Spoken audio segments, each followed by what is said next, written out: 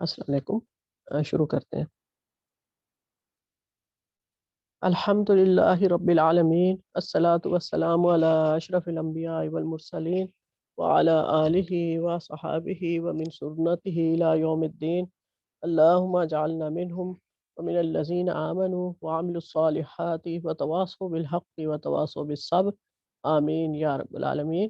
ثم اما بعد، فاعوذ باللہ من الشیطان الرجیم، بسم اللہ الرحمن الرحیم۔ اللہم لا سہل الا ما جعلتہ سہلا وانت تجعل الحزن اذا شئت سہلا، آمین یا رب العالمین۔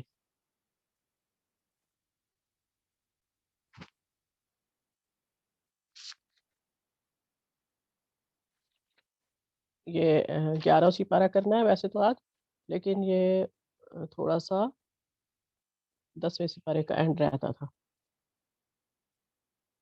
اعوذ باللہ من الشیطان الرجیم، وجاء المعذرون من الأعراب ليؤذن لهم وقعد الذين كذبوا الله ورسوله سيصيب الذين كفروا منهم عذاب أليم۔ بدوی عربوں میں سے بہت سے لوگ آئے جنہوں نے عذر کیے تاکہ انہیں بھی پیچھے رہ جانے کی اجازت دی جائے، اس طرح پیچھے بیٹھ رہے وہ لوگ جنہوں نے اللہ اور اس کے رسول سے ایمان کا جھوٹا عہد کیا تھا۔ ان بدویوں میں سے جن جن لوگوں نے کفر کا طریقہ اختیار کیا، ان قریب وہ دردناک سزا سے دوچار ہوں گے۔ اب پہلے ڈائریکٹ منافقین کی بات ہو رہی تھی جو مدینہ شہر میں رہتے تھے۔ اب یہ جو شہر کے نواح میں دیہاتی لوگ تھے، وہ دل سے ایمان نہیں لائے تھے۔ جب وہ دل سے ایمان نہیں لائے تھے تو ان کے اندر اخلاص اور اطاعت نہیں تھی اسلام کے بارے میں۔ وہ صرف اس لیے اسلام لے آئے تھے کہ مکہ فتح ہو گیا تھا اور ادھر ادھر کے علاقے سارے مسلمانوں کے زیر نگین آ گئے تھے، تو بس یہ کہ ایک حاکم لوگوں کے ساتھ ہمارا تعلق ہو، تو اس لیے وہ اسلام لے آئے تھے۔ اب یقیناً وہ بھی عذر کر رہے تھے کہ انہیں بھی جہاد کے لیے نہ جانا پڑے، سیم منافقین کی طرح۔ اگلی آیت ہے، ضعیف اور بیمار لوگ وہ جو شرکت جہاد کے لیے راہ نہیں پاتے، اگر پیچھے رہ جائیں تو کوئی حرج نہیں، جبکہ وہ خلوص دل کے ساتھ اللہ اور اس کے رسول کے وفادار ہوں۔ یعنی کہ بیماروں اور ضعیف لوگوں کے لیے جہاد پہ جانا ضروری نہیں تھا، کیونکہ غزوہ تبوک کے ٹائم مسٹ تھا ہر ایک کو جہاد کے لیے جانا۔ ایسے محسنین پر کوئی اعتراض کی گنجائش نہیں ہے، اور اللہ درگزر کرنے والا اور رحم فرمانے والا ہے۔ یعنی کہ جو شریعت کا حکم ہے، اس سے شریعت کے حکم میں کسی منافق کا حکم کفر سے بچ نکلنا یہ معنی نہیں رکھتا کہ قضائے خداوندی میں بھی وہ اس حکم کی سزا سے بچ جائے گا۔ یعنی کہ جو لوگ عذر کر رہے ہیں اللہ تعالیٰ ان کو ضرور سزا دے گا۔ بظاہر بے شک وہ منافقین ہونے کی وجہ سے نام کے تو مسلمان ہیں، ان کو آپ صلی اللہ علیہ وسلم سزا نہیں دے سکتے، لیکن اللہ ان کو ضرور سزا دے گا۔ اور جو لوگ مجبور ہیں وہ ان پر اللہ رحم کرنے والا اور درگزر فرمانے والا ہے۔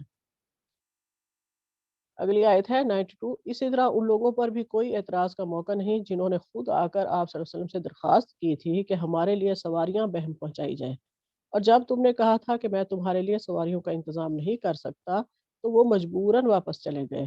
حال یہ تھا کہ ان کی آنکھوں سے آنسو جاری تھے، اور انہیں اس بات کا بڑا رنج تھا کہ وہ اپنے خرچ پر شریک جہاد ہونے کی طاقت نہیں رکھتے۔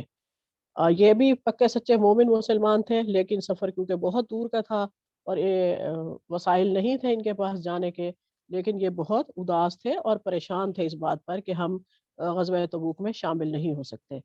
اسی طرح اسی بات کو لے کر غزوہ تبوک سے واپسی پر رسول پاک صلی اللہ علیہ وسلم نے اپنے رفقا کو خطاب کرتے ہوئے کہا کہ مدینہ میں کچھ لوگ ایسے ہیں، تم نے کوئی وادی طے نہیں کی اور کوئی کوچ نہیں کیا جس میں وہ تمہارے ساتھ ساتھ نہ رہے ہو۔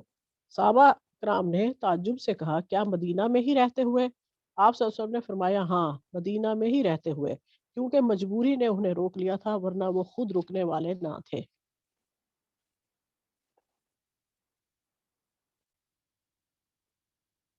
अगली आयत है 93। अलबत्ता एतराज़ उन लोगों पर है जो मालदार हैं और फिर भी तुमसे दरखास्तें करते हैं कि उन्हें शिरकत जिहाद से माफ़ रखा जाए। उन्होंने घर बैठने वालियों में शामिल होना पसंद किया और अल्लाह ने उनके दिलों पर ठप्पा लगा दिया।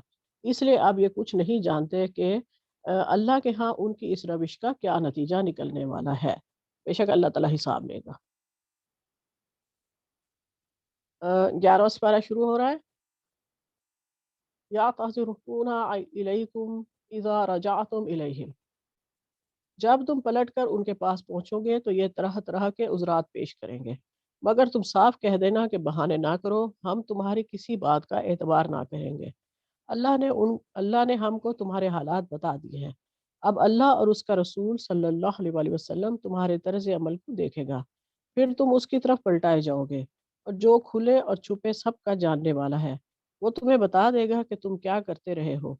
तुम्हारी वापसी पर ये तुम्हारे सामने कस्में खाएंगे ताकि तुम उनसे सरफे नज़र करो, यानी दरगुजर कर लो।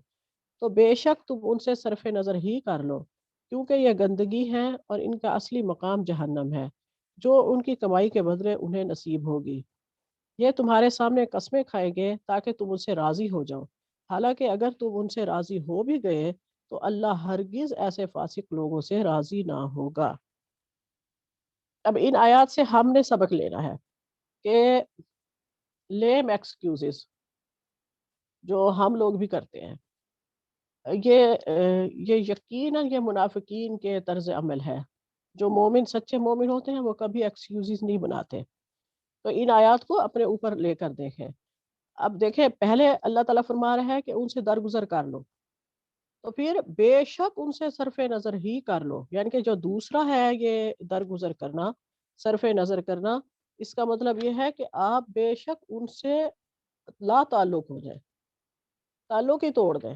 मुनाफिकीन को डायरेक्ट सज़ा नहीं दी जाती थी, लेकिन उनकी सज़ा यही थी कि आप सल्लल्लाहु अलैहि वसल्लम उनसे सरफे नज़र कर लें, यानी कि ताल्लुक वास्ता छोड़ दें उनके साथ।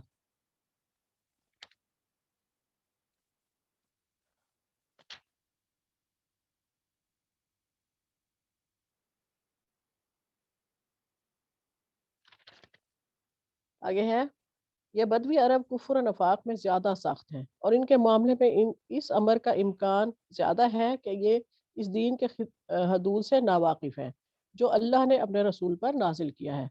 ये बदवी अरब जो थे देहातों में, क्योंकि तबलीग उस तरह नहीं हुई थी और ना ये रसूल पाक सल्लल्लाहु अलैहि वसल्लम के पास या सहाबा के पास रहते थे, इस वजह से भी इनके दिल सख्त थे। तो आप सल्लल्लाहु अलैहि वसल्लम सहाबा किराम को देहातों में भेजा करते थे इनको दीन सिखाने के लिए। अगर अल्लाह सब कुछ जानता है और हकीम दाना है, बेशक इन बदवियों में ऐसे ऐसे लोग भी मौजूद हैं जो राह खुदा में कुछ कुछ खर्च करते हैं तो उसे अपने ऊपर ज़बरदस्ती की चट्टी समझते हैं, और तुम्हारे हक में ज़माना की गर्दिशों का इंतज़ार कर रहे हैं कि तुम किसी चक्कर में फंसो तो वो अपनी गर्दश से इस निज़ाम की अपाद का कलादा उतार फेंके जिसमें तुमने उन्हें कस दिया है। हालांकि बदी का चक्कर खुद उन्हीं पर मुसल्लत है, और अल्लाह सब कुछ सुनता और जानता है। अब देखें, वो यानी कि ज़कात को अपने ऊपर चट्टी समझते थे, ज़बरदस्ती भई देना पड़ रहा है। अगर कभी जिहाद के लिए कोई चंदा वग़ैरह देना होता था तो वो दिल से नहीं देते थे, बल्कि सिर्फ़ इसलिए देते थे कि वो आप अपनी वफ़ादारी का यकीन दिला सकें आप सल्लल्लाहु अलैहि वसल्लम को कि हाँ, हम आपके साथ वफ़ादार हैं, और दिल में चाहे कूटते रहते थे। आयत 99। और इन्हीं बदवियों में कुछ लोग ऐसे भी हैं जो अल्लाह और रोज़ आखिरत पर ईमान रखते हैं, और जो कुछ खर्च करते हैं उसे अल्लाह के यहाँ तकर्रुब का और रसूलुल्लाह सल्लल्लाहु अलैहि वसल्लम की तरफ से रहमत की दुआएं लेने का जरिया बनाते हैं। हाँ, वो ज़रूर उनके लिए तकर्रुब का जरिया है। अल्लाह ज़रूर उनको अपनी रहमत में दाखिल करेगा। यकीनन अल्लाह दरगुजर करने वाला और रहम फरमाने वाला है। क्योंकि जब भी कभी कोई बदवी सहाबी आते थे और रसूल पाक सल्लल्लाहु अलैहि वसल्लम उनके लिए दुआ करते थे, और ये अल्लाह ताला का हुक्म था आप सल्लल्लाहु अलैहि वसल्लम को कि आपकी दुआओं से इनके दिल ठंडे होते हैं। और हाँ, बल्कि कल मुझसे एक मिस्टेक हुई, मैंने ये कह दिया कि हज़रत अली रज़ी ने फरमाया था कि ये दोनों सूरतें हाथ में तलवार लेके पैदा हुई हैं। उन्होंने सिर्फ सूरह अनफ़ाल के बारे में ये बात फरमाई थी। सूरह तौबा वैसे सख्त सूरह है मुनाफ़िकीन के लिए भी और मुशरिकीन के लिए भी, लेकिन हज़रत अली रज़ी अल्लाह तआला अन्हु का कौल सूरह अनफ़ाल के बारे में था। وما علینا الا البلاغ۔ اب کس کی باری ہے؟ جی، آیت نمبر 100۔ والسابقون الأولون من المهاجرين والأنصار والذين اتبعوهم بإحسان رضي الله عنهم ورضوا عنه وأعد لهم جنات تجري تحتها الأنهار خالدين فيها أبدا ذلك الفوز العظيم۔ اور جو مہاجرین اور انصار سابق اور مقدم ہیں اور جتنے لوگ اخلاص کے ساتھ ان کی پیروی کرنے والے ہیں، اللہ ان سب سے راضی ہوا اور وہ سب اس سے راضی ہوئے۔ اللہ نے ان کے لیے ایسے باغ مہیا کر رکھے ہیں جن کے نیچے نہریں جاری ہوں گی، جن میں ہمیشہ رہیں گے، یہ بڑی کامیابی ہے۔ یہاں پہ مہاجرین کا جنہوں نے دین کی خاطر اللہ اور رسول صلی اللہ علیہ وآلہ وسلم کے حکم پر مکہ اور دیگر علاقوں سے ہجرت کی اور سب کچھ چھوڑ چھاڑ کر مدینہ آ گئے۔ دوسرے انصار تھے جو مدینہ کے رہائشی تھے، انہوں نے ہر موقع پر آپ صلی اللہ علیہ وآلہ وسلم کی مدد اور حفاظت فرمائی۔ یعنی کہ جو مہاجرین اور انصار میں سے پھر ان دونوں گروہوں میں سے جو سابق اور مقدم لوگ تھے، یہ ان کے بارے میں بات کی جا رہی ہے۔ ان کے بارے میں یہ ہے کہ یہ وہ افراد ہیں جنہوں نے اسلام قبول کرنے میں سب سے پہلے سبقت کی۔ بعض کے نزدیک یہ وہ لوگ ہیں جنہوں نے دونوں قبلوں کی طرف رخ کر کے نماز پڑھی، اور بعض کے نزدیک یہ وہ صحابہ ہیں جو حدیبیہ میں بیعت رضوان میں حاضر تھے، اور بعض کے نزدیک یہ اہل بدر ہیں۔ امام شوکانی فرماتے ہیں کہ اس میں یہ سب لوگ بھی اس سے مراد ہیں۔ اللہ ان سے راضی ہوا اور وہ اللہ سے راضی ہوئے، اور اللہ نے ان کے لیے جنتوں میں ان کی جگہ بنائی ہے، اور یہ بہت بڑی کامیابی ہے۔ اور جو کچھ تمہارے گرد و پیش والوں میں اور کچھ مدینے والوں میں ایسے منافق ہیں کہ نفاق پر اڑے ہوئے ہیں، آپ ان کو نہیں جانتے، ان کو ہم جانتے ہیں، ہم ان کو دوہری سزا دیں گے، پھر وہ بڑے بھاری عذاب کی طرف بھیجے جائیں گے۔ یعنی کہ ایسے منافق بھی موجود تھے کہ جو اتنے مسلمانوں کے سامنے اچھے طریقے سے پیش آتے تھے کہ آپ صلی اللہ علیہ وآلہ وسلم کو بھی ان پہ شک نہیں ہوا کہ یہ منافق ہیں، تو اللہ نے ان کے بارے میں پھر آپ کو بعد میں اطلاع دی۔ آیت نمبر 102۔ اور کچھ اور لوگ ہیں جو اپنی خطا کے اقراری ہیں، جنہوں نے ملے جلے عمل کیے تھے، کچھ بھلے کچھ برے۔ اللہ سے امید ہے کہ ان کی توبہ قبول فرمائے، بلا شبہ اللہ تعالیٰ بڑی مغفرت والا، بڑی رحمت والا ہے۔ یہ آیت جو ہے وہ حضرت ابی لبابہ اور ان کے ساتھی جو اپنی سستی کی وجہ سے پیچھے رہ گئے تھے، ان کے بارے میں جو ہے یہ آیات ہیں کہ ان کے اعمال جو ہے وہ اس غزوہ میں جانے سے پہلے یقیناً انہوں نے بہت اچھے اچھے اعمال کیے تھے، اور وہ ہر جنگ کے موقع پر آپ صلی اللہ علیہ وآلہ وسلم کی شانہ بشانہ تھے، لیکن یہاں پہ اپنی سستی کی وجہ سے جو ہے وہ پیچھے رہ گئے، تو امید ہے کہ اللہ ان کی توبہ قبول فرما لے گا۔ آپ ان کے مالوں میں سے صدقہ لے لیجئے جس کے ذریعے سے آپ ان کو پاک و صاف کر دیں، اور ان کے لیے دعا کیجئے، بلا شبہ آپ کی دعا ان کے لیے موجب اطمینان ہے، اور اللہ تعالیٰ خوب سنتا ہے اور خوب جانتا ہے۔ آپ صلی اللہ علیہ وآلہ وسلم کو کہا جا رہا ہے کہ آپ مسلمانوں سے زکوٰۃ لیجئے اور اس کے ذریعے ان کا تزکیہ فرمائیے، جس سے یہ واضح ہوا کہ زکوٰۃ و صدقات انسان کے اخلاق اور کردار کی طہارت اور پاکیزگی کا ایک بہت بڑا ذریعہ ہے۔ دوسری بات یہ معلوم ہوئی کہ صدقہ وصول کرنے والے کو صدقہ دینے والے کے حق میں دعائے خیر کرنی چاہیے، جس طرح یہاں اللہ تعالیٰ نے اپنے پیغمبر صلی اللہ علیہ وآلہ وسلم کو دعا کرنے کا حکم دیا۔ اور تیسری چیز جو اس سے پتہ چلتی ہے وہ یہ کہ زکوٰۃ کی وصولی امام وقت کی ذمہ داری ہے۔ اگر کوئی اس سے انکار کرے تو حضرت ابوبکر صدیق اور صحابہ کرام کے طرز عمل کی روشنی میں اس کے خلاف جہاد ضروری ہے۔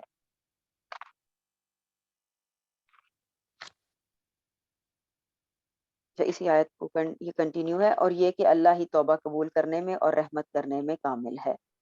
نیکسٹ آیا 105۔ کہہ دیجئے کہ تم عمل کیے جاؤ، تمہارے عمل اللہ خود دیکھ لے گا، اور اس کا رسول اور ایمان والے بھی دیکھ لیں گے، اور ضرور تم کو ایسے کے پاس جانا ہے جو تمام چھپی اور کھلی چیزوں کا جاننے والا ہے، سو وہ تم کو تمہارا سب کیا ہوا بتا دے گا۔ اور کچھ اور لوگ ہیں جن کا معاملہ اللہ کا حکم آنے تک ملتوی ہے، ان کو سزا دے گا یا ان کی توبہ قبول کر لے گا۔ اللہ خوب جاننے والا ہے اور بڑی حکمت والا ہے۔ یہ جنگ تبوک میں جو پیچھے رہ جانے والے، ایک تو منافق تھے جو بلا عذر پیچھے رہ گئے اور انہوں نے اپنی غلطی کا ایک منافق تھے، اور دوسرے وہ لوگ تھے جو بغیر عذر کے پیچھے رہ گئے تھے، جن میں کچھ صحابی بھی شامل تھے، لیکن انہوں نے آپ صلی اللہ علیہ وآلہ وسلم کے سامنے اپنی غلطی کا اعتراف کر لیا تھا، لیکن انہیں معافی عطا نہیں کی گئی تھی اور ان کے معاملے کو مؤخر کر دیا گیا تھا، اور بعد میں ان کے بارے میں اللہ تعالیٰ نے آیات اتاری۔ آیت نمبر 107۔ اور بعض ایسے ہیں جنہوں نے ان اغراض کے لیے مسجد بنائی ہے کہ ضرر پہنچائیں اور کفر کی باتیں کریں اور ایمانداروں میں تفریق ڈالیں، اس شخص کے قیام کا سامان کریں جو اس سے پہلے سے اللہ اور رسول کا مخالف ہے، اور قسمیں کھا جائیں گے کہ بجز بھلائی کے اور ہماری کوئی نیت نہیں، اور اللہ گواہ ہے کہ وہ بالکل جھوٹے ہیں۔ یہ منافقین نے ایک مسجد بنائی تھی، مسجد زرار کے نام سے، اور کہا یہ تھا نبی صلی اللہ علیہ وآلہ وسلم کو کہ بارش یا سردی اور ایسے موقعوں پر بیمار لوگوں کو دور والی مسجد میں آنے میں دقت ہوتی ہے، تو ہم نے ان کی سہولت کے لیے یہ مسجد بنائی ہے، اور آپ سے درخواست کی کہ آپ وہاں چل کر نماز پڑھیں۔ لیکن اس وقت آپ صلی اللہ علیہ وآلہ وسلم جنگ تبوک کی تیاری میں تھے، تو آپ نے واپسی پر نماز پڑھنے کا وعدہ کیا، لیکن واپسی پر وحی کے ذریعے سے اللہ تعالیٰ نے منافقین کے اصل مقصد کو بے نقاب کر دیا کہ اس سے وہ مسلمانوں کو نقصان پہنچانا، کفر پھیلانا اور مسلمانوں کے درمیان تفرقہ پیدا کرنا چاہتے ہیں۔ آیا نمبر 108۔ آپ اس میں کبھی کھڑے نہ ہوں، البتہ جس مسجد کی بنیاد اول دن سے تقوی پر رکھی گئی ہے وہ اس لائق ہے کہ آپ اس میں کھڑے ہوں۔ اس میں ایسے آدمی ہیں کہ وہ خوب پاک ہونے کو پسند کرتے ہیں، اور اللہ تعالیٰ خوب پاک ہونے والوں کو پسند کرتا ہے۔ اس آیت میں زیادہ گمان یہی ہے کہ یہ مسجد قباء کے بارے میں ہے، اور کچھ جو ہیں اسکالرز وہ مسجد نبوی کو بھی کہتے ہیں، لیکن زیادہ مسجد قباء کے بارے میں ہے، اور وہاں کے لوگوں کے طہارت کے بارے میں اللہ تعالیٰ نے اس آیت میں بڑا پسند کیا ہے۔ تو جب آپ صلی اللہ علیہ وآلہ وسلم نے ان سے پوچھا تو انہوں نے کہا کہ ہم اپنے آپ کو پاک کرنے کے لیے پتھروں کے ساتھ ساتھ پانی کا بھی استعمال کرتے ہیں۔ آیا نمبر 109۔ پھر آیا ایسا شخص بہتر ہے جس نے اپنی عمارت کی بنیاد اللہ سے ڈرنے پر اور اللہ کی خوشنودی پر رکھی ہو، یا وہ شخص جس نے اپنی عمارت کی بنیاد کسی گھاٹی کے کنارے پر جو کہ گرنے ہی کو ہو رکھی ہو، پھر وہ اس کو لے کر آتش دوزخ میں گر پڑے، اور اللہ تعالیٰ ایسے ظالموں کو سمجھ ہی نہیں دیتا۔ ان کی یہ عمارت جو انہوں نے بنائی ہے ہمیشہ ان کے دلوں میں شک کی بنیاد پر کانٹا بن کر کٹکتی رہے گی، ہاں مگر ان کے دل ہی اگر پاش پاش ہو جائیں تو خیر، اور اللہ تعالیٰ بڑی علم اور بڑے حکمت والا ہے۔ اس میں مومن اور منافق کے عمل کی مثال دی جا رہی ہے کہ مومن کا عمل اللہ کے تقوی پر اور اس کی رضامندی کے لیے ہوتا ہے، جبکہ منافق کا عمل ریاکاری اور فساد پر مبنی ہوتا ہے، جو اس حصہ زمین کی طرح ہے۔ زمین کے حصے کی ساتھ اس کی تشبیہ دی جا رہی ہے کہ جس کے نیچے سے وادی کا پانی گزرتا ہے اور مٹی کو ساتھ بہا لے جاتا ہے، وہ حصہ نیچے سے کھوکھلا رہ جاتا ہے، جس پر کوئی تعمیر کر لی جائے تو فوراً گر پڑے گی۔ ان منافقین کا مسجد بنانے کا عمل بھی ایسا ہی ہے جو انہیں جہنم میں ساتھ لے کر گرے گا۔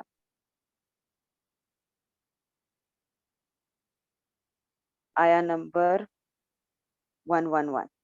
بلا شبہ اللہ تعالیٰ نے مسلمانوں سے ان کی جانوں کو اور ان کے مالوں کو اس بات کے عوض میں خرید لیا ہے کہ ان کو جنت ملے گی۔ وہ لوگ اللہ کی راہ میں لڑتے ہیں جس میں قتل کرتے ہیں اور قتل کیے جاتے ہیں، اس پر سچا وعدہ کیا گیا ہے تورات میں اور انجیل میں اور قرآن میں، اور اللہ سے زیادہ اپنے عہد کو کون پورا کرنے والا ہے؟ تو تم لوگ اپنی اس بیع پر جس کا تم نے معاملہ ٹھہرایا ہے خوشی مناؤ، اور یہ بہت بڑی کامیابی ہے۔ یہ اس سودے کی تاکید ہے کہ اللہ تعالیٰ نے یہ سچا وعدہ پچھلی کتابوں میں بھی اور قرآن میں بھی کیا ہے، اور اللہ سے زیادہ عہد کو کون پورا کر سکتا ہے؟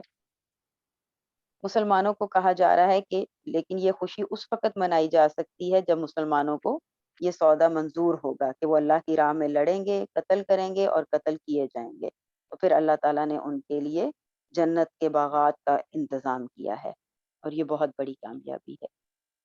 آیت نمبر 112، وہ ایسے ہیں جو توبہ کرنے والے، عبادت کرنے والے، حمد کرنے والے، روزہ رکھنے والے، رکوع اور سجدہ کرنے والے، نیک باتوں کی تعلیم دینے والے، بری باتوں سے باز رکھنے والے اور اللہ کی حدود کا خیال رکھنے والے ہیں، اور ایسے مومنین کو آپ خوشخبری سنا دیجیے۔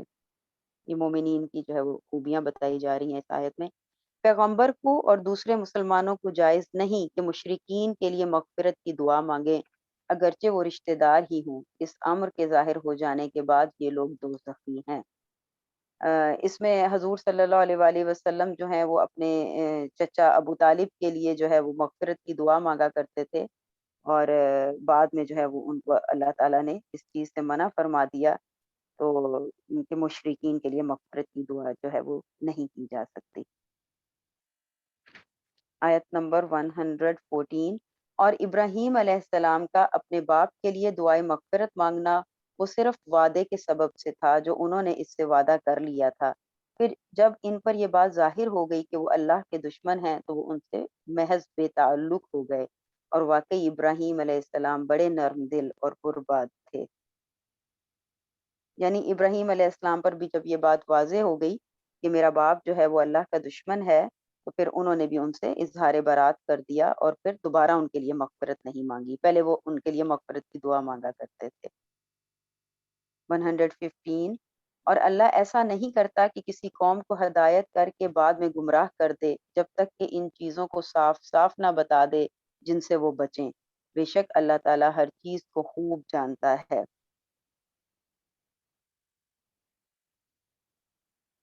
بلا شبہ اللہ ہی کی سلطنت ہے آسمانوں اور زمین میں، وہی جلاتا اور مارتا ہے، اور تمہارا اللہ کے سوا نہ کوئی اور تمہارا اللہ کے سوا نہ کوئی ولی ہے اور نہ کوئی مددگار ہے۔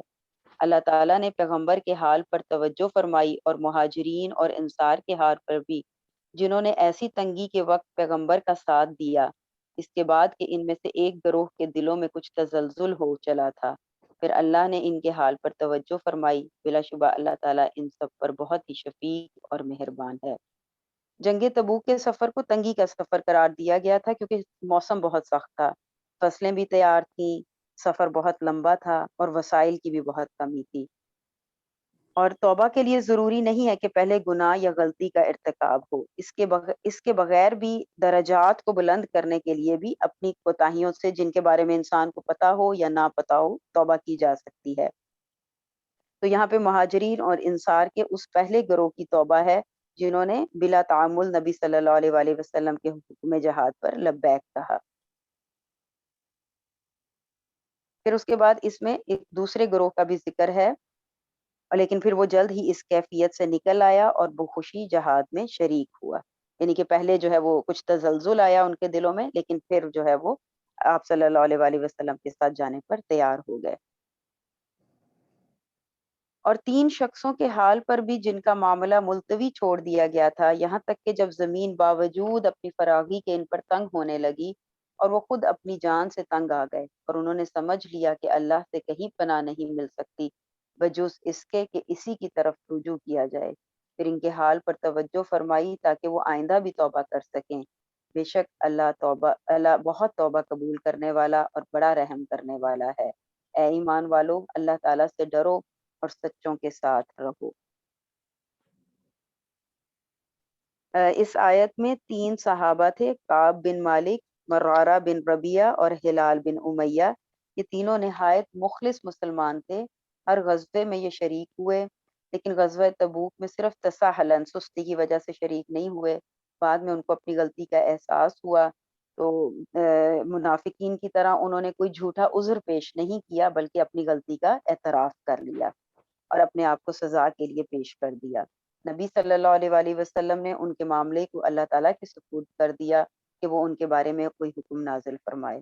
تاہم اس دوران صحابہ کرام کو ان تینوں افراد سے تعلق قائم رکھنے، حتیٰ کہ بات چیت کی بھی اجازت نہیں دی، اور 40 راتوں کے بعد انہیں حکم دیا گیا کہ وہ اپنی بیویوں سے بھی دور رہیں، چنانچہ بیویوں سے بھی جدائی عمل میں آ گئی۔ مزید 10 دن گزرے تو توبہ قبول کر لی گئی، اور یہ اسی کے بارے میں ان آیات میں ذکر ہے۔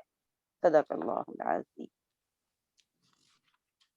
السلام علیکم ورحمۃ اللہ وبرکاتہ۔ وعلیکم السلام۔ باجی کون سا سپارہ ہے؟ پارہ یہ نمبر 11 اور 11واں سپارہ 4۔ اچھا 11واں سپارہ ہے اور چوتھا رکوع شروع ہوگا اب۔ اوکے 119 آیت ہے۔ اے لوگو جو ایمان لائے ہو، اللہ سے ڈرو اور سچے لوگوں کا ساتھ دو۔ مدینے کے باشندوں اور گرد و نواح کے بدوؤں کو یہ ہرگز زیبا نہ تھا کہ اللہ کے رسول کو چھوڑ کر گھر بیٹھے رہتے اور اس کی طرف سے بے پرواہ ہو کر اپنے اپنے نفس کی فکر میں لگ جاتے، اس لیے کہ کبھی ایسا نہ ہوگا کہ اللہ کی راہ میں بھوک پیاس اور جسمانی مشقت کی کوئی تکلیف وہ جھیلیں، اور منکرین حق کو جو راہ ناگوار ہے اس پر کوئی قدم وہ اٹھائیں، اور کسی دشمن سے عداوت حق کا کوئی انتقام وہ لے، اور ان کے بدلے اللہ تعالیٰ ان کے حق میں ایک عمل صالح نہ لکھا جائے۔ یقیناً اللہ کے ہاں محسنوں کا حق الحکمت خدمت مارا نہیں جاتا۔ اسی طرح یہ بھی کبھی نہ ہوگا کہ رائے خدا میں تھوڑا یا کوئی بہت خرچ وہ اٹھائیں اور صحیح جہاد میں کوئی وادی وہ پار کریں اور ان کے حق میں اسے نہ لکھ دیا جائے تاکہ اللہ ان کے اس اچھے کارنامے کا صلہ انہیں دے۔ اور یہ کچھ ضروری نہ تھا کہ اہل ایمان سارے کے سارے نکل کھڑے ہوتے، مگر ایسا کیوں نہ ہوا کہ ان کی آبادی کے ہر حصے میں سے کچھ لوگ نکل آتے اور دین کی سمجھ پیدا کرتے اور واپس جا کر اپنے علاقوں کے باشندوں کو خبردار کرتے تاکہ وہ غیر مسلمانہ روش سے پرہیز کرتے۔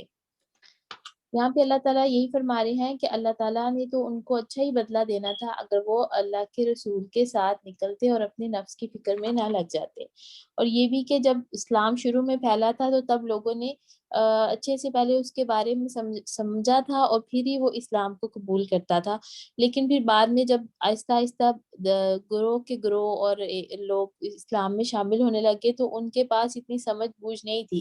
پھر اللہ تعالیٰ وہی کہہ رہے ہیں کہ اگر سب لوگ نہ ہی صحیح لیکن کچھ لوگوں کو یہ اپنے اوپر ذمہ داری رکھنی چاہیے تھی کہ وہ نکلتے اور دین کی سمجھ لوگوں تک پہنچاتے۔ اس میں بس اتنا ہی تھا۔ اعوذ باللہ من الشیطان الرجیم یا ایھا الذین آمنوا قاتلوا الذین یلونکم من الکفار ولیجدوا فیکم غلظۃ وَاعْلَمُوا أَنَّ اللَّهَ مَعَ الْمُتَّقِينَ۔ آیت نمبر 123 ہے۔ اے اہل ایمان اپنے نزدیک کے رہنے والے کافروں سے جنگ کرو اور چاہیے کہ وہ تم میں سختی معلوم کریں، اور جان رکھو کہ اللہ پرہیزگاروں کے ساتھ ہے۔ اور جب کوئی صورت نازل ہوتی تو بعض منافق استہزاء کرتے اور پوچھتے ہیں کہ اس صورت نے تم میں سے کس کا ایمان زیادہ کیا ہے، سو جو ایمان والے ہیں ان کا تو ایمان زیادہ کیا اور وہ خوش ہوتے ہیں۔ ایک یہ اس میں بتایا گیا ہے کہ قرآن پاک پڑھ کر مومنوں کا ایمان بڑھتا ہے اور جو منافق ہے ان کا نفاق بڑھتا ہے، یعنی منافق ایک دوسرے سے مذاق کرتے ہیں کہ اس صورت کے نازل ہونے سے کس کے ایمان کو میں یعنی کس کا ایمان بڑا ہے، لیکن جو مومن ہوتا ہے اس کے ایمان میں اضافہ ہوتا ہے۔ یہاں 3 باتیں اہم ہیں جس میں اللہ تعالیٰ اس کے دل کو ایمان سے بھر دیتا ہے۔ ایک بات، پہلی بات یہ ہے کہ عالم کی صحبت، اور دوسری ہے قرآن کی تلاوت، اور تیسرا ہے روزے رکھنا، یعنی ان تینوں چیزوں سے ایمان بڑھتا ہے۔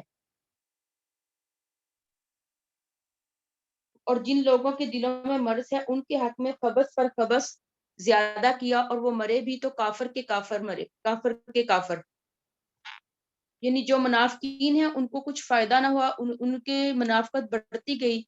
قرآن کا دل پر اثر نہ ہونا ان کے دل کے بیمار ہونے کی علامت ہوتی ہے۔ آگے 126 نمبر آیت ہے۔ کیا یہ دیکھتے نہیں کہ یہ ہر سال 1 یا 2 بار بلا میں پھنسا دیے جاتے ہیں، پھر بھی توبہ نہیں کرتے اور نہ نصیحت پکڑتے ہیں۔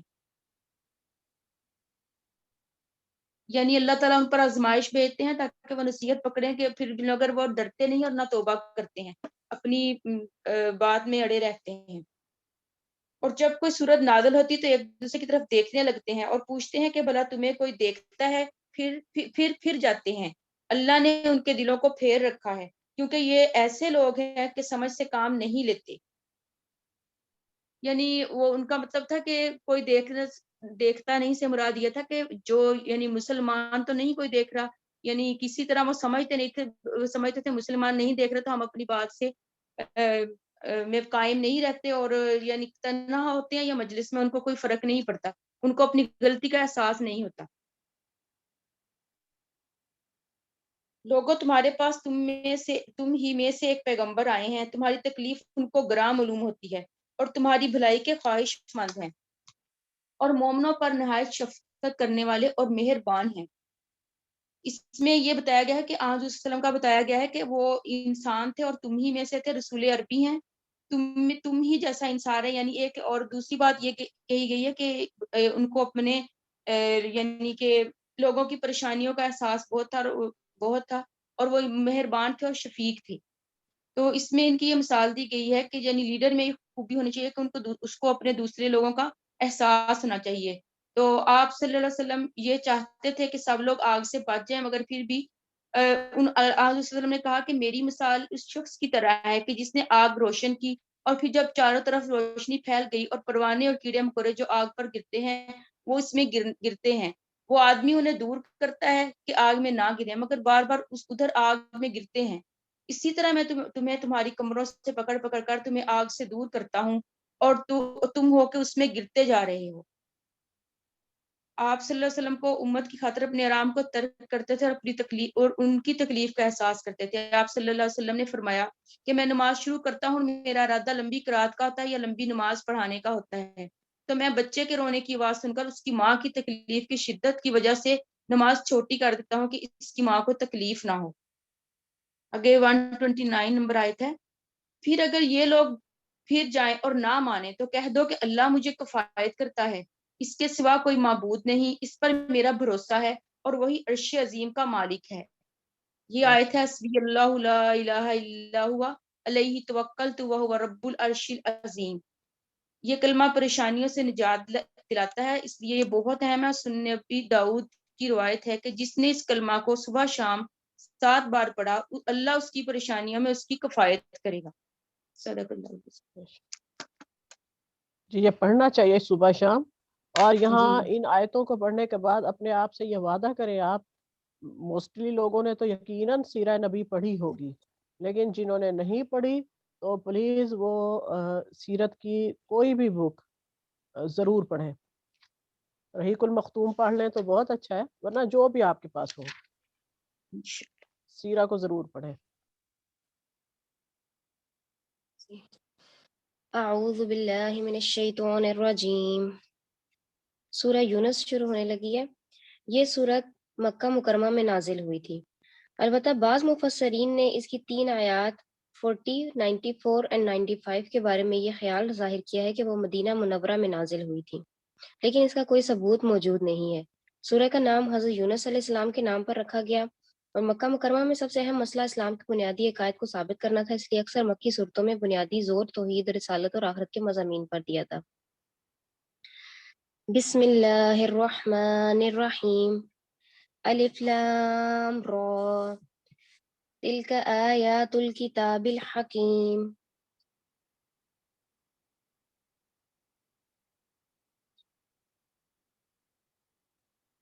رابعہ آپ کی آواز نہیں آ رہی۔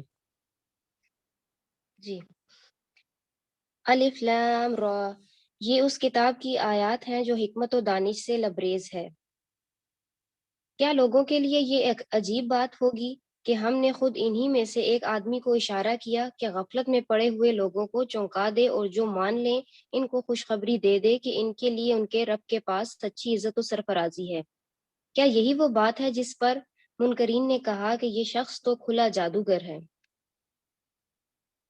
حقیقت یہ ہے کہ تمہارا رب وہی خدا ہے جس نے آسمانوں اور زمین کو 6 دنوں میں پیدا کیا، پھر تخت حکومت پر جلوہ گر ہوا اور کائنات کا انتظام چلا رہا ہے۔ کوئی شفاعت سفارش کرنے والا نہیں ہے الا یہ کہ اس کی اجازت کے بعد شفاعت کرے۔ یہی اللہ تمہارا رب ہے، لہٰذا تم اسی کی عبادت کرو، پھر کیا تم ہوش میں نہ آؤ گے؟ اس کی طرف تم سب کو پلٹ کر جانا ہے، یہ اللہ کا پکا وعدہ ہے۔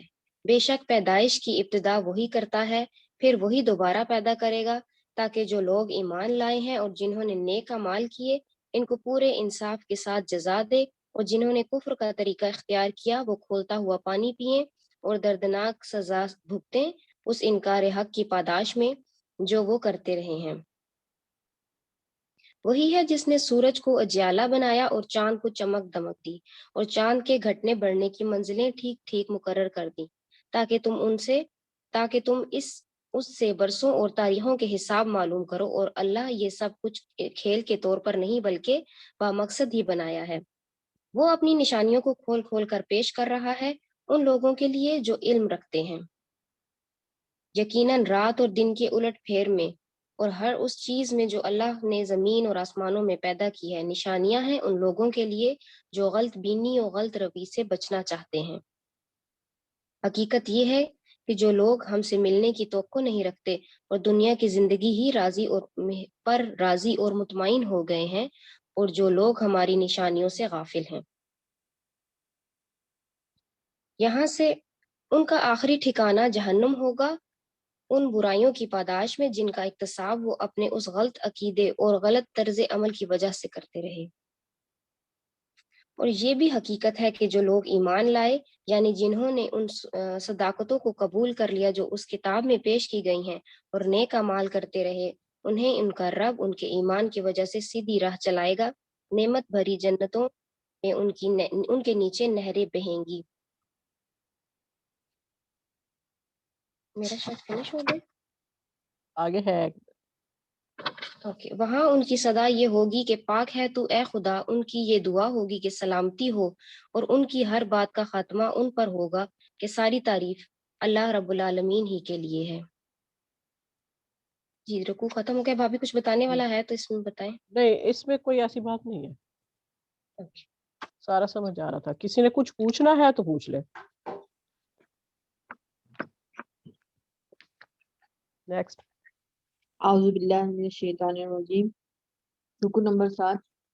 وَلَوْ يُعَجِّلُ اللَّهُ لِلنَّاسِ الشَّرَّ اسْتِعْجَالَهُم بِالْخَيْرِ لَقُضِيَ إِلَيْهِمْ أَجَلُهُمْ وَنَذَرُ الَّذِينَ لَا يَرْجُونَ لِقَاءَنَا فِي طُغْيَانِهِمْ يَعْمَهُونَ۔ اگر کہیں اللہ لوگوں کے ساتھ برا معاملہ کرنے میں بھی اتنی ہی جلدی کرتا جتنی وہ دنیا کی بھلائی مانگنے میں جلدی کرتا ہے تو ان کی مہلت عمل کبھی کی ختم کر دی گئی ہوتی، مگر ہمارا یہ طریقہ نہیں ہے، اس لیے ہم ان لوگوں کو جو ہم سے ملنے کی توقع نہیں رکھتے ان کی سرکشی میں بھٹکنے کے لیے چھوٹ دے دیتے ہیں۔ انسان کا یہ حال ہے کہ جب اس پر کوئی سخت وقت آتا ہے تو وہ کھڑے اور بیٹھے اور لیٹے ہم کو پکارتا ہے، مگر جب ہم اس کی مصیبت کو ٹال دیتے ہیں تو ایسا چل نکلتا ہے کہ گویا اس نے کبھی اپنے کسی برے وقت پر ہم کو پکارا ہی نہ تھا۔ اس طرح حد سے گزر جانے والوں کے لیے ان کے کرتوت خوشنما بنا دیے گئے ہیں۔ لوگوں، تم سے پہلے کی قوموں کو جو اپنے اپنے زمانے میں برسر عروج تھی ہم نے ہلاک کر دیا، جب انہوں نے ظلم کی روش اختیار کی اور ان کے رسول ان کے پاس کھلی کھلی نشانیاں لے کر آئے اور انہوں نے ایمان لا کر ہی نہ دیا۔ اسی طرح ہم مجرموں کو ان کے جرائم کا بدلہ دیا کرتے ہیں۔ اب ان کے بعد ہم نے تم کو زمین میں ان کی جگہ دی ہے تاکہ دیکھے تم کیسے عمل کرتے ہو۔ جب انہیں ہماری صاف صاف باتیں سنائی جاتی ہیں تو وہ لوگ جو ہم سے ملنے کی توقع نہیں رکھتے کہتے ہیں کہ اس کے بجائے کوئی اور قرآن لاؤ، اس میں کچھ ترمیم کرو۔ اے محمد صلی اللہ علیہ وآلہ وسلم، ان سے کہو میرا یہ کام نہیں کہ اپنی طرف سے اس میں کوئی تغیر و تبدل کروں، میں تو بس اسی وحی کا پیرو ہوں جو میرے پاس بھیجی جاتی ہے۔ اگر میں اپنے رب کی نافرمانی کروں تو مجھے ایک بڑے ہولناک دن کے عذاب کا ڈر ہے، اور کہو اگر اللہ کی مشیت یہی ہوتی کہ تو میں یہ قرآن تمہیں کبھی نہ سناتا اور اللہ تمہیں اس کی خبر تک نہ دیتا۔ آخر اس سے پہلے میں ایک عمر تمہارے درمیان گزار چکا ہوں، کیا تم عقل سے کام نہیں لیتے؟ پھر اس سے بڑھ کر ظالم اور کون ہوگا جو ایک جھوٹی بات کر کر اللہ کی طرف منسوخ کرے یا اللہ کی واقعی آیات کو جھوٹا قرار دے، لیکن ان مجرم کبھی فلاح نہیں پا سکتے۔ یہ لوگ اللہ کے سوا ان کی پرستش کر رہے ہیں جو ان کو نہ نقصان پہنچا سکتے ہیں نہ نفع، اور کہتے یہ ہیں کہ یہ اللہ کے ہاں ہمارے سفارشی ہیں۔ اے محمد صلی اللہ علیہ وآلہ وسلم، ان سے کہو کہ کیا تم اللہ کو اس بات کی خبر دیتے ہو جسے وہ نہ آسمانوں میں جانتا ہے نہ زمین میں، پاک ہے وہ اور بالا و برتر ہے اس شرک سے جو یہ لوگ کرتے ہیں۔ ابتداً سارے انسان ایک ہی امت تھے، بعد میں انہوں نے مختلف عقیدے اور مسلک بنا لیے اور اگر تیرے رب کی طرف سے پہلے ہی ایک بات طے نہ کر لی گئی ہوتی تو جس چیز میں وہ باہم اختلاف کر رہے ہیں اس کا فیصلہ کر دیا جاتا۔ اور یہ جو وہ کہتے ہیں کہ اس نبی پر اس کے رب کی طرف سے کوئی نشانی کیوں نہ اتاری گئی، تو ان سے کہو غیب کا مالک و مختار تو اللہ ہی ہے، اچھا انتظار کرو، میں بھی تمہارے ساتھ انتظار کرتا ہوں۔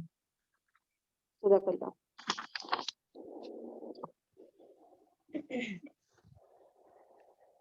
بسم اللہ الرحمن الرحیم وَإِذَا أَذَقْنَا النَّاسَ رَحْمَةً مِّن بَعْدِ ضَرَّاءَ مَسَّتْهُمْ إِذَا لَهُم مَّكْرٌ فِي آيَاتِنَا قُلِ اللَّهُ أَسْرَعُ مَكْرًا۔ لوگوں کا یہ حال ہے کہ مصیبت کے وقت جب چکھاتے ہیں تو وہ فوراً ہی ہماری نشانیوں کی چال بازیاں شروع کر دیتے ہیں۔ تو اللہ اپنی چال میں تم سے زیادہ تیز ہے اور اس کے فرشتے تمہاری سب مکاریوں کو قلم بند کر رہے ہیں۔ اس آیت میں اسی کہف کی طرف اشارہ ہے جو ہم پہلے پڑھ چکے ہیں۔ مطلب یہ کہ تم نشانی آخر کس منہ سے مانگتے ہو، ابھی تو کہف سے گزرے ہو جس سے تم اپنے معبودوں سے مایوس ہو گئے تھے، تو تمہیں اللہ نے جنہیں تم نے اللہ کے ہاں اپنا سفارشی ٹھہرایا ہوا تھا، جن کے متعلق تم کہا کرتے تھے کہ اگر وہاں جا کے نیاز دو، اس چڑھاوے پہ، اس درگاہ پر جا کے چڑھاؤ تو تمہاری مراد بر آئے گی، لیکن ان نام نہاد خداؤں کی وجہ سے تمہارے ہاتھ کچھ نہ آیا، تو سارے اختیارات کا مالک صرف اللہ ہی ہے، اسی وجہ سے تم آخرکار اللہ ہی سے دعا مانگتے ہو۔ اس کے فرشتے تمہاری سب مکاریوں کو قلم بند کر رہے ہیں، وہ اللہ ہی ہے جو تم کو خشکی اور تری میں چلاتا ہے۔ چنانچہ جب تم کشتیوں میں سوار ہو کر بعد موافق پر فرحاں اور شادہ سفر کر رہے ہوتے ہو، اور پھر یکا یک باد مخالف کا زور ہوتا ہے اور ہر طرف سے موجوں کے تھپیڑے لگتے ہیں اور مسافر سمجھ لیتے ہیں کہ طوفان میں گھر گئے، اس وقت سب اپنے دین کو اللہ ہی کے لیے خالص کر کے اس سے دعائیں مانگتے ہیں۔ اگر تو نے ہم کو اس بلا سے نجات دے دی تو ہم شکر گزار بندے بنیں گے۔ یہ آیت تو ہم اپنے اوپر بھی لیتے ہیں کہ جب ہم ویسے تو بڑے لاپرواہ اور بنے رہتے ہیں، لیکن جیسے ہی کسی تھوڑی سی بھی مشکل ہم پہ آتی ہے تو فوراً ہم اللہ کو یاد کرنا زیادہ خضوع اور خشوع کے ساتھ، ہماری عبادت میں بھی یہ چیز ہمیں نظر آتی ہے کہ ہم فوراً اللہ کی طرف رجوع کرتے ہیں، تو اس وقت بھی ایسا ہی کہا گیا ہے۔ مگر جب وہ ان کو بچا لیتا ہے تو پھر وہی لوگ حق سے منحرف ہو کر زمین میں بغاوت کرنے لگتے ہیں۔ لوگوں تمہاری یہ بغاوت الٹی تمہارے ہی خلاف پڑ رہی ہے، دنیا کے چند روزہ مزے ہیں، لوٹ لو، پھر ہماری طرف تمہیں پلٹ کر آنا ہے۔ اس وقت ہم تمہیں بتا دیں گے کہ تم کیا کچھ کرتے رہے۔ دنیا کی یہ زندگی جس کے نشے میں مست ہو کر تم ہماری نشانیوں سے غفلت برت رہے ہو، اس کی مثال ایسی ہے، پانی برسایا تو زمین کی پیداوار جسے آدمی اور جانور سب کھاتے ہیں خوب گھنی ہو گئی۔ پھر عین اس وقت جب زمین اپنی بہار پر تھی اور کھیتیاں بنی سوری کھڑی تھی اور ان کے مالک سمجھ رہے تھے کہ اب ہم ان سے فائدہ اٹھانے پر قادر ہیں، یکا یک رات کو یا دن کو ہمارا حکم آ گیا اور ہم نے اسے ایسا غارت کر کے رکھ دیا۔ اس طرح ہم نشانیاں کھول کھول کر پیش کرتے ہیں ان لوگوں کے لیے جو سوچنے سمجھنے والے ہیں۔ تم اس ناپائیدار زندگی کے فریب میں مبتلا ہو رہے ہو اور اللہ تمہیں دارالاسلام کی طرف دعوت دے رہا ہے۔ اس کے اختیار میں ہے جس کو وہ چاہے۔ جن لوگوں نے بھلائی کا طریقہ اختیار کیا ان کے لیے بھلائی ہے اور مزید فضل۔ ان کے چہروں پر روح سیاہی اور ذلت نہ چھائے گی، وہ جنت کے مستحق ہیں جہاں وہ ہمیشہ رہیں گے۔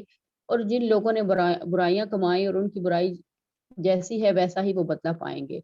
ذلت ان پر مسلط ہوگی، کوئی اللہ سے ان کو بچانے والا نہ ہوگا، ان کے چہروں پر ایسی تاریکی چھائی ہوگی جیسے آپ پردے ان پر پڑے ہوئے ہیں، دوزخ کے مستحق ہیں جہاں وہ ہمیشہ رہیں گے۔ یعنی دنیا میں زندگی بسر کرنے کا جو طریقہ ہمیں بتایا گیا ہے، جس طرح ہم طریقہ گزاریں گے اسی طریقے سے ہمیں دارالآخرت میں بھی اسی کا مستحق ٹھہرایا جائے گا۔ یعنی دارالآخرت سے مراد جنت ہے، جس کو ہم سلامتی کا گھر کہتے ہیں، نہ کوئی وہاں تکلیف ہے، نہ نقصان ہے اور نہ ہی کوئی رنج ہے۔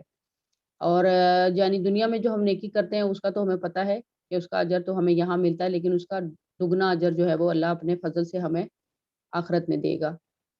اور جتنی زیادہ بدکار لوگ بدی کر رہے ہیں سزا ان کی دی جائے گی، اور ایسا نہیں کہ جرم سے ذرا برابر بھی زیادہ سزا، یعنی جرم کے بارے میں یہ بھی ہوتا ہے کہ آپ نیکی کا جو ہے وہ ثواب زیادہ ہے اور جن کا جو یہ بھی اللہ کا فضل ہے کہ جو جتنی ہم غلطی کرتے ہیں اتنی سزا ہوتی ہے، اس سے زیادہ نہیں دی جائے گی۔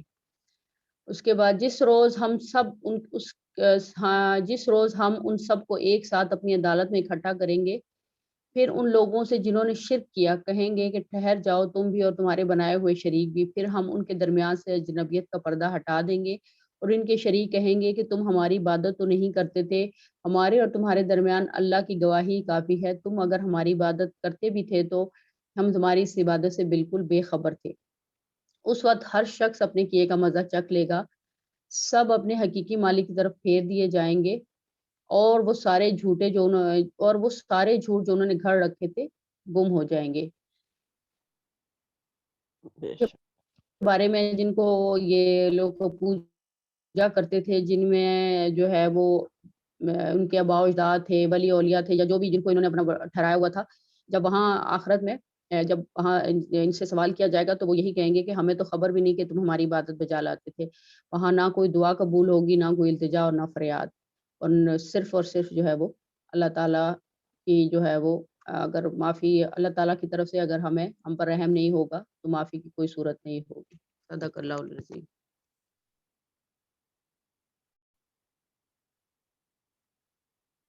شائستہ کے بعد کس کا ہے؟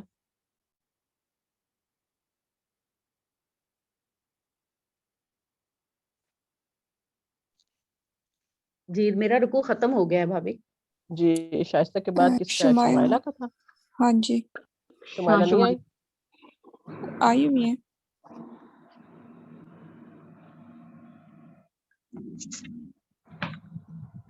ہاں شمائلہ ہے۔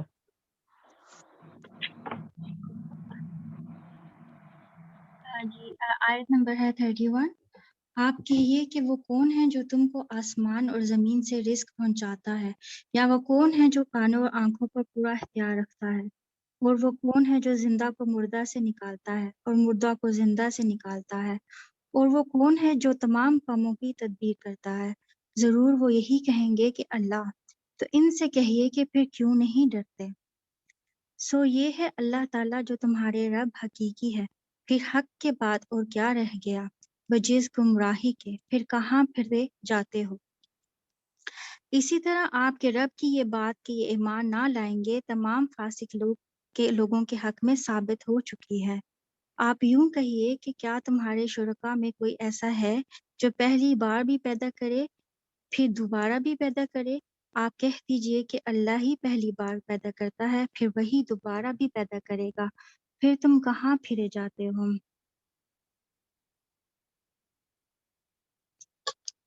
آپ کہیے کہ تمہارے شرکاء میں کوئی ایسا ہے کہ حق کا راستہ بتاتا ہو؟ آپ کہہ دیجئے کہ اللہ ہی حق کا راستہ بتاتا ہے، تو پھر آیا جو شخص حق کا راستہ بتاتا ہو وہ زیادہ اتباع کے لائق ہے، یا وہ شخص جس کو بغیر بتائے خود ہی راستہ نہ سوجے؟ بس تم کو کیا ہو گیا ہے، تم کیسے فیصلے کرتے ہو؟ یعنی بھٹکے ہوئے مسافرین راہ کو راستہ بتلانے والا، دلوں کی گمراہی میں ہدایت کی طرف پھیرنے والا اللہ تعالیٰ ہی ہے۔ ان کے شرکاء میں سے کوئی ایسا نہیں جو یہ کام کر سکے، اور ان میں سے اکثر لوگ صرف گمان پر چل رہے ہیں۔ یقیناً گمان حق کی معرفت میں کچھ بھی کام نہیں دے سکتا، اور یہ جو کچھ کر رہے ہیں یقیناً اللہ کو سب خبر ہے۔ اور یہ قرآن ایسا نہیں ہے کہ اللہ کی وحی کے بغیر اپنے ہی سے گڑھ لیا گیا ہو، بلکہ یہ تو ان کتابوں کی تصدیق کرنے والا ہے جو اس کے قبل نازل ہو چکی ہیں، اور کتاب احکام ضرور یہ کی تفصیل بیان کرنے والا ہے۔ اس میں کوئی بات شک ہی نہیں کہ رب العالمین کی طرف سے ہے۔ کیا یہ لوگ یوں کہتے ہیں کہ آپ نے اس کو گڑھ لیا ہے؟ تو آپ کہہ دیجئے کہ تو پھر تم اس کے مثل ایک ہی صورت لاؤ، اور جن جن میں غیر اللہ کو بلا سکو بلا لو اگر تم سچے ہو، بلکہ ایسی چیز کی تکذیب کرنے لگے جس کو اپنے احاطہ علمی میں نہیں لائے، اور اس کا اخیر نتیجہ ان کو نہیں ملا۔ اور جو لوگ ان سے پہلے ہوئے ہیں اسی طرح انہوں نے بھی جھٹلایا تھا، سو دیکھ لیجئے ان ظالموں کا انجام کیسا ہوا۔ اور ان میں سے بعض ایسے ہیں جو اس پر ایمان لے آئیں گے، اور بعض ایسے ہیں کہ اس پر ایمان نہ لائیں گے، اور آپ کا رب مفسدوں کو خوب جانتا ہے۔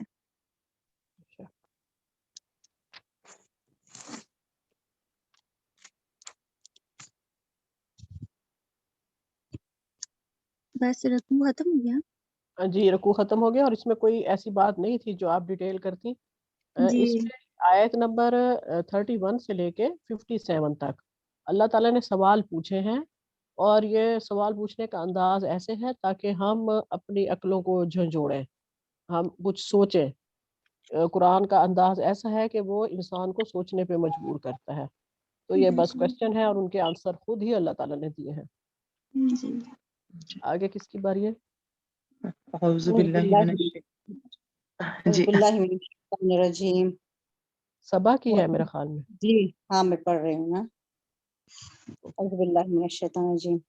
व इन कज़्ज़बूका फ़क़ुल ली अमली व लकुम अमलुकुम अंतुम बरियूना मिम्मा अअमलु व अना बरीउन मिम्मा तअमलून। अगर ये तुझे झुटलाते हैं तो कह दे कि मेरा अमल मेरे लिए है और तुम्हारा अमल तुम्हारे लिए। जो कुछ मैं करता हूँ उसकी जिम्मेदारी से तुम बरी हो और जो कुछ तुम कर रहे हो उसकी जिम्मेदारी से मैं बरी हूँ। यानी खामखा झगड़े और कजबहसियां करने की कोई ज़रूरत नहीं। अगर मैं इफ्तरा पर्दाजी कर रहा हूँ तो अपने अमल का मैं खुद जिम्मेदार हूँ, तुम पर उसकी कोई जिम्मेदारी नहीं है। और अगर तुम सच्ची बात को झुटला रहे हो तो मेरा कुछ बिगाड़ते अपना ही कुछ बिगाड़ रहे हो। इनमें बहुत से लोग हैं जो तेरी बातें सुनते हैं, मगर क्या तू बहरों को सुनाएगा? वाह वो कुछ ना समझते हो। इनमें से बहुत से लोग हैं जो तुझे देखते हैं, मगर क्या तू अंधों को राह बताएगा? वाह इन्हें कुछ ना सोचता हो। हकीकत यह है कि अल्लाह लोगों पर जुल्म नहीं करता, लोग खुद ही अपने ऊपर जुल्म करते हैं। आज ये दुनिया की जिंदगी में मस्त हैं और जिस रोज अल्लाह इनको इकट्ठा करेगा तो यही दुनिया की जिंदगी इन्हें ऐसी महसूस होगी गोया ये महज एक घड़ी भर आपस में जान पहचान करने को ठहरे थे। इस वक्त तहकीक हो जाएगा कि फिर वाक़ई सख्त घाटे में रहे वो लोग जिन्होंने अल्लाह की मुलाकात को झुटलाया और वह हरगिज वो राह रास्त पर न थे। जिन बुरे नताइज से हम इन्हें डरा रहे हैं उनका कोई हिस्सा हम तेरे जीते जी दिखा दें या उससे पहले ही तुझे उठा लें। बहरहाल उन्हें आना हमारी ही तरफ है और जो कुछ ये कर रहे हैं इस पर अल्लाह गवाह है। ये एक सुनना तो इस तरह का होता है जैसे जानवर भी आवाज सुन लेते हैं। दूसरा सुनना वो होता है जिसमें मानी की तरफ तवज्जो तवज्जो हो और ये आमादगी पाई जाती हो। बाज बात अगर माकूल होगी तो इसे मान लिया जाएगा। हर उम्मत के लिए एक रसूल है। यानी उम्मत का लफ्ज यहाँ महज कौम के माने में नहीं बल्कि एक रसूल की आमद के बाद इसकी दावत जिन जिन लोगों तक पहुंचे वो सब इसकी उम्मत हैं। नेज इसके लिए ये भी जरूरी नहीं है कि रसूल उनके दरमियान जिंदा मौजूद हो, बल्कि रसूल के बाद भी जब तक उसकी तालीम मौजूद रहे हर शख्स के लिए ये मालूम करना मुमकिन हो कि वो दर हकीकत किस चीज की तालीम देता था। उस वक्त तक दुनिया के सब लोग इसकी उम्मत ही करार पाएंगे और इन पर वो हुक्म साबित होगा जो आगे बयान किया जा रहा है। इस लिहाज से मोहम्मद सल्लल्लाहु अलैहि वसल्लम की तशरीफ आवरी के बाद तमाम दुनिया के इंसान आपकी उम्मत हैं और इस वक्त तक रहेंगे जब तक कुरान अपनी खालिस सूरत में मौजूद है। इसी वजह से आयत में ये नहीं फरमाया गया कि हर कौम में एक रसूल है, बल्कि इरशाद ये हुआ है कि हर उम्मत के लिए एक रसूल है। फिर जब किसी उम्मत के पास उसका रसूल आ जाता है तो उसका फैसला पूरे इंसाफ के साथ चुका दिया जाता है और उस पर जरा बराबर जुल्म नहीं किया जाता। कहते हैं अगर तुम्हारी ये धमकी सच्ची है तो आखिर ये कब पूरी होगी? कहो मेरे इख्तियार में तो खुद अपना व नफा व जरर भी नहीं, सब कुछ अल्लाह की मशीयत पर मौकूफ है। हर उम्मत के लिए मोहलत की एक मुद्दत है, जब ये मुद्दत पूरी हो जाती है तो घड़ी भर की तकदीम व ताखिर भी नहीं होती। इनसे कहो कभी तुमने ये भी सोचा है कि अगर अल्लाह का अजाब अचानक रात को या दिन को आ जाए तो तुम क्या कर सकते हो? आखिर ये ऐसी कौन सी चीज है जिसके लिए मुजरिम जल्दी मचा रहे हैं? क्या जब वो तुम पर आ पड़े उसी वक्त तुम इसे मानोगे? अब बचना चाहते हो, हालांकि तुम खुद ही इसके जल्दी आने का तकाजा कर रहे थे। फिर जालिमों से कहा जाएगा कि अब हमेशा की अजाब का मजा चखो। जो कुछ तुम कमाते रहे हो उसकी पादाश के सिवा और क्या बदला तुमको दिया जा सकता है? फिर पूछते हैं क्या वाकई ये सच है जो कुछ तुम कह रहे हो? کہو میرے رب کی قسم یہ بالکل سچ ہے اور تم اتنا بل بوتا نہیں رکھتے کہ اسے ظہور میں آنے سے روک دو۔ صدق اللہ العظیم۔ بیش اعوذ باللہ من الشیطان الرجیم۔ رکو نمبر 11 آیت نمبر 54 سے سٹارٹ ہو رہا ہے۔ وَلَوْ أَنَّ لِكُلِّ نَفْسٍ ظَلَمَتْ مَا فِي الْأَرْضِ لَافْتَدَتْ بِهِ، اور اگر ہر جان کے پاس جس نے ظلم کیا ہے اتنا ہو کہ ساری زمین بھر جائے، تب بھی اس کو دے کر اپنی جان بچانے لگے، اور جب عذاب کو دیکھیں گے تو پشیمانی کو پوشیدہ رکھیں گے، اور ان کا فیصلہ انصاف کے ساتھ ہوگا اور ان پر ظلم نہ ہوگا۔ یاد رکھو کہ جتنی چیزیں آسمانوں میں اور زمین میں ہیں سب اللہ ہی کے ملک ہیں۔ یاد رکھو کہ اللہ کا وعدہ سچا ہے، لیکن بہت سے لوگ علم نہیں رکھتے۔ وہی جان ڈالتا ہے اور وہی جان نکالتا ہے، اور تم سب اسی کے پاس لائے جاؤ گے۔ اے لوگو، تمہارے پاس تمہارے رب کی طرف سے ایک ایسی چیز آئی ہے جو نصیحت ہے، اور دلوں میں جو روگ ہیں ان کے لیے شفا ہے، اور رہنمائی کرنے والی ہے، اور رحمت ہے ایمان والوں کے لیے۔ یہ قرآن پاک کے بارے میں کہا گیا ہے۔ آپ کہہ دیجئے کہ بس لوگوں کو اللہ کے انعام اور رحمت پر خوش ہونا چاہیے، وہ اس سے بدرجہ بہتر ہے جس کو وہ جمع کر رہے ہیں۔ آپ کہیے کہ یہ تو بتاؤ کہ اللہ نے تمہارے لیے جو کچھ رزق بھیجا تھا، پھر تم نے اس کا کچھ حصہ حرام اور کچھ حلال قرار دے دیا۔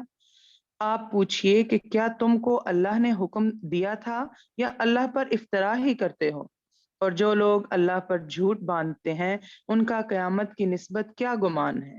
واقعی لوگوں پر اللہ کا بڑا ہی فضل ہے، لیکن اکثر لوگ شکر نہیں کرتے۔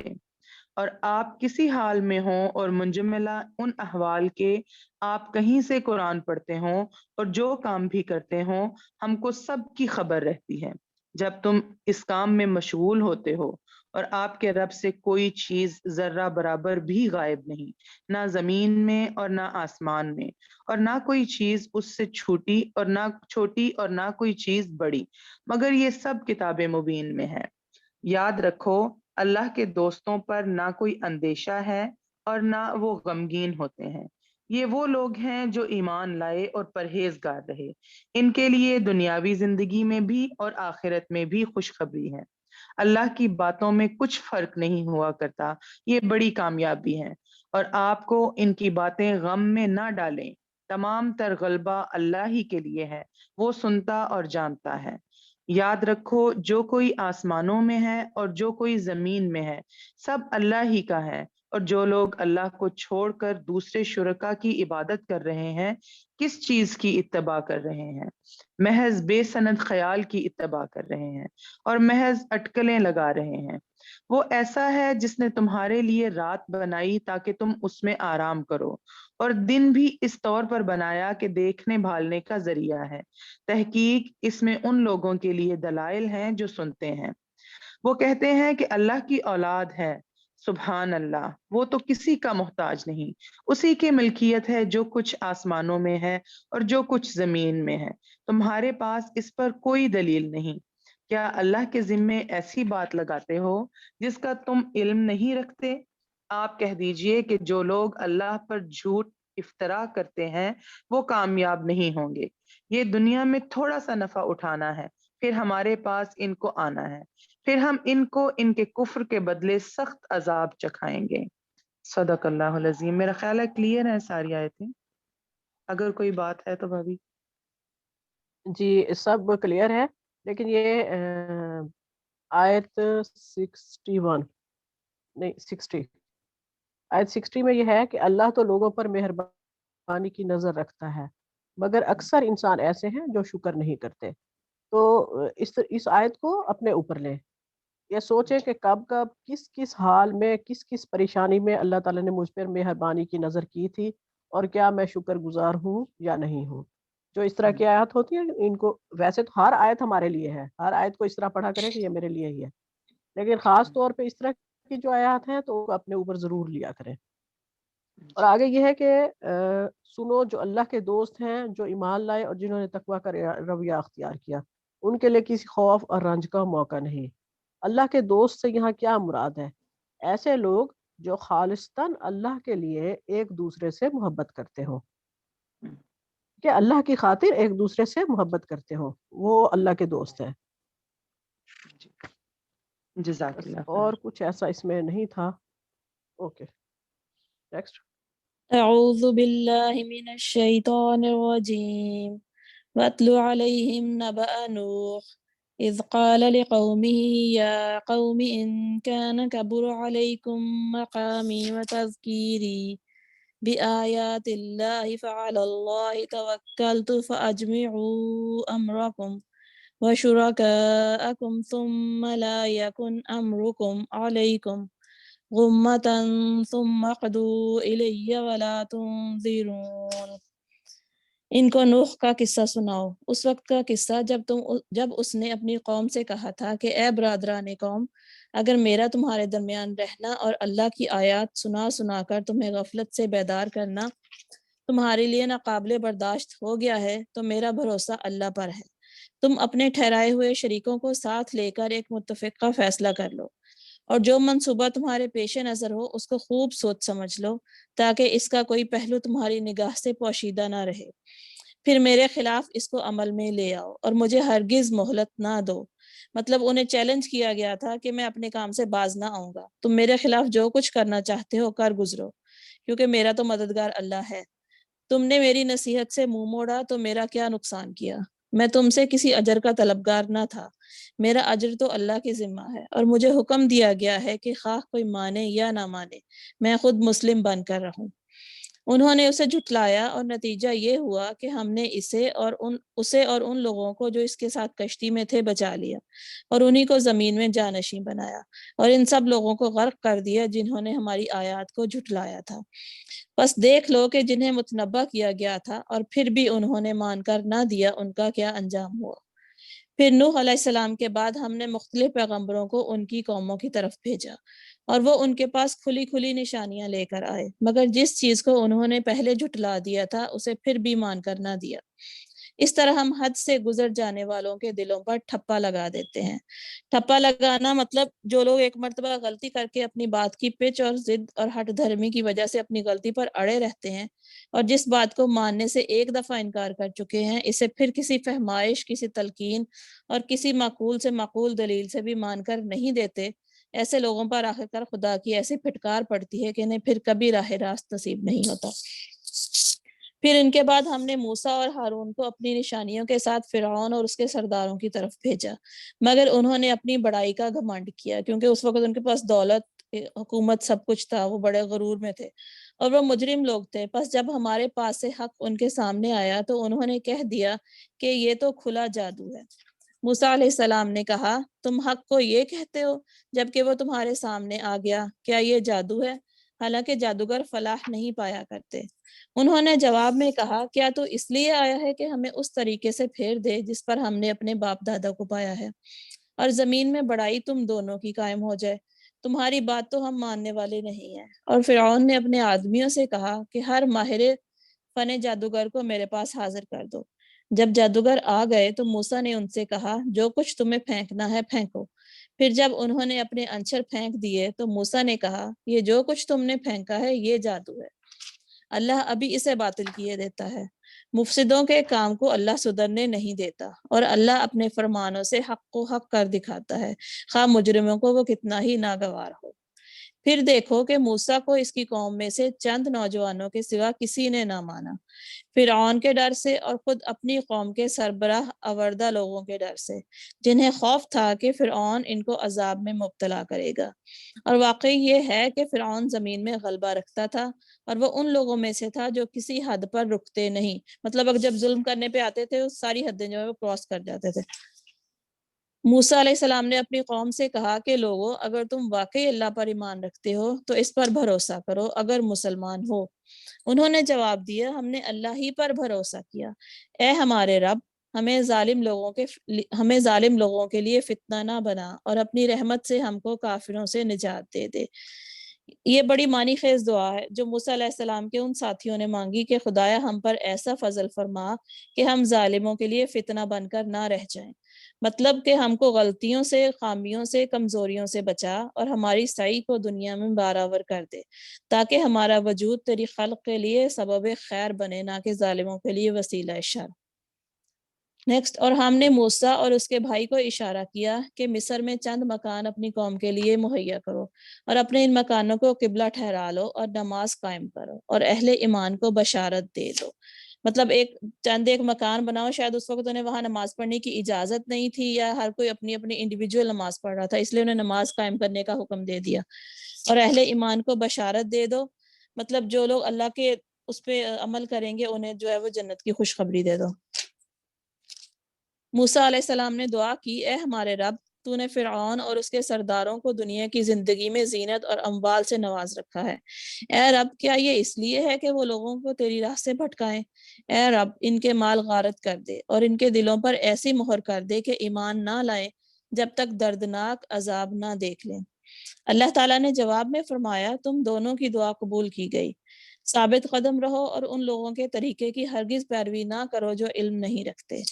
اور ہم بنی اسرائیل کو سمندر سے گزار لے گئے، پھر فرعون اور اس کے لشکر ظلم اور زیادتی کی غرض سے ان کے پیچھے چلے، حتیٰ کہ جب فرعون ڈوبنے لگا تو بول اٹھا، میں نے مان لیا کہ خداوند حقیقی اس کے سوا کوئی نہیں ہے جس پر بنی اسرائیل ایمان لائے، اور میں بھی سر اطاعت جھکا دینے والوں میں سے ہوں۔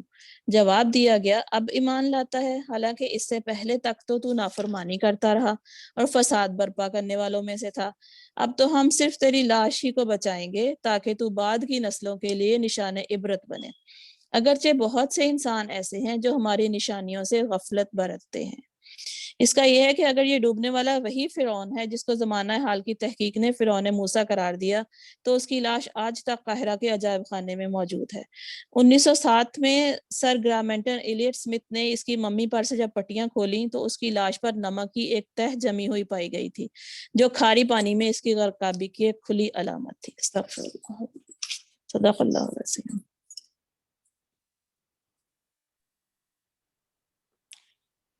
نیکسٹ آیت ہے، ہم نے بنی اسرائیل کو بہت اچھا ٹھکانہ دیا۔ اس میں اچھا ٹھکانہ سے مراد ہے کہ وہ یعنی مصر سے نکلنے کے بعد ارض فلسطین ان کو دی، اور انہیں پاکیزہ چیزیں کھانے کو دی۔ پھر انہوں نے باہم تفرقہ نہیں کیا مگر اس وقت جب علم ان کے پاس آ چکا تھا، یعنی انہوں نے مجبوراً یا نادانستہ طور پر ایسا نہیں کیا تھا، بلکہ انہیں وہ حقیقت سے جانتے تھے اور انہوں نے جان بوجھ کر اس چیز کا انکار کیا تھا، آسمانی کتابوں کا۔ نیکسٹ آیت کا ترجمہ، یقیناً تیرا رب قیامت کے روز ان کے درمیان اس چیز کا فیصلہ کر دے گا جس میں وہ اختلاف کرتے تھے۔ اب اگر تجھے اس ہدایت کی طرف سے کچھ بھی شک ہو جو ہم نے آپ کے پاس بھیجا ہے، پوچھو ان سے جو پہلے سے کتاب پڑھ رہے ہیں، بے شک تیرے پاس حق ہی آیا ہے اور تیرے رب کی طرف سے، ہرگز تو شک کرنے والوں میں سے نہ ہو اور نہ ہی ان میں سے ہو جنہوں نے اللہ کی آیتوں کو جھٹلایا، ورنہ تو نقصان اٹھانے والوں میں سے ہو جائے گا۔ حقیقت یہ ہے کہ جن پر تیرے رب کی بات ثابت ہو گئی ہے، ان کے سامنے ہوا کوئی نشانی آ جائے، وہ کبھی صاحب ایمان نہیں ہو سکتے جب تک کہ وہ دردناک عذاب کو سامنے سے آتا نہ دیکھیں۔ پھر کیا ایسی کوئی مثال ہے کہ ایک بستی عذاب دیکھ کر ایمان لائی ہو اور اس کا ایمان نفع بخش ثابت ہوا ہو، سوائے یونس کی قوم کے۔ وہ قوم جب ایمان لے کے آئی تھی، پھر ہم نے اس پر سے دنیا کی زندگی کا رسوائی کا عذاب ڈال دیا تھا۔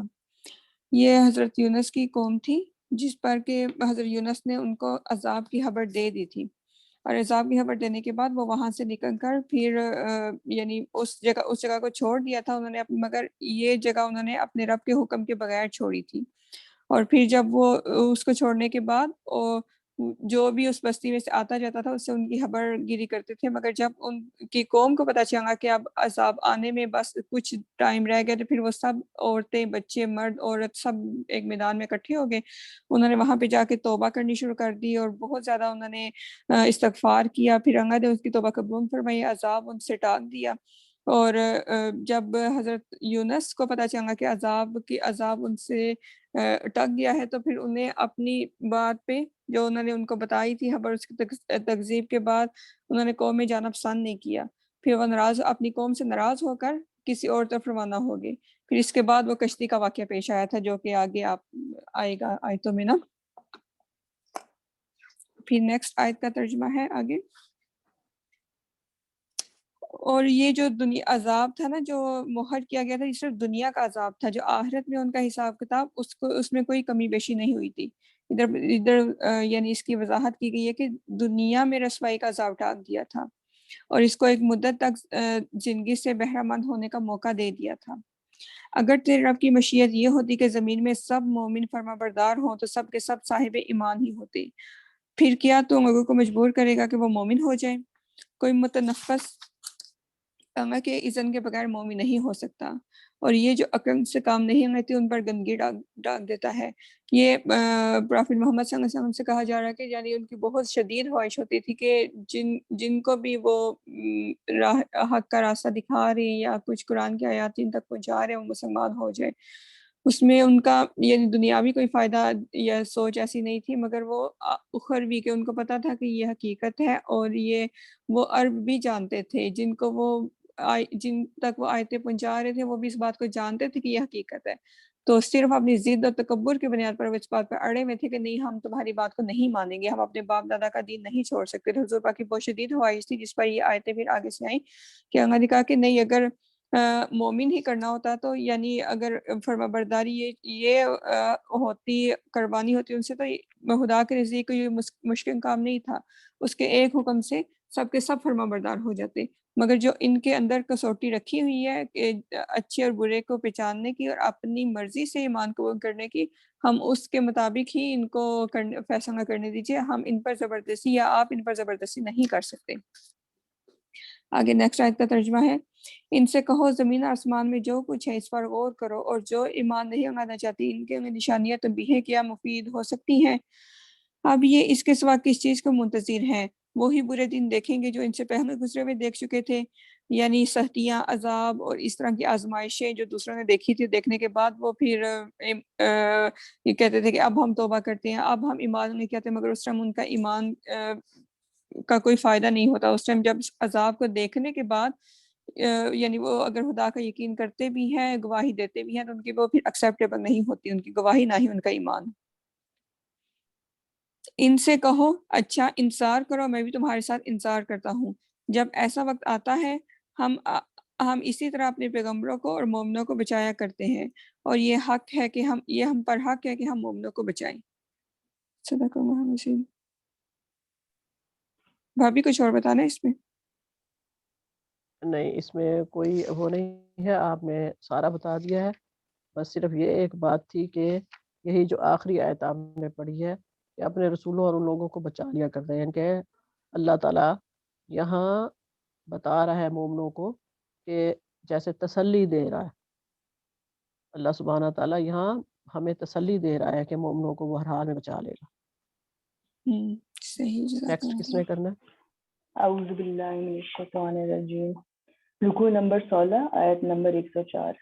قل یا ایھا الناس، ترجمہ ہے یہ سورہ یونس کی آخری رکوع ہے، اور اس میں وہی چیزیں دوبارہ بتائی جا رہی ہیں جو اس سورہ کے پہلے رکوع میں بتائی گئی ہیں۔ شروع ہوتا ہے، اے نبی صلی اللہ علیہ وسلم، کہہ دو کہ لوگوں اگر تم ابھی تک میرے دین کے متعلق کسی شک میں ہو تو سن لو کہ تم اللہ کے سوا جن کی بندگی کرتے ہو میں ان کی بندگی نہیں کرتا، بلکہ صرف اسی خدا کی بندگی کرتا ہوں جس کے قبضے میں تمہاری موت ہے۔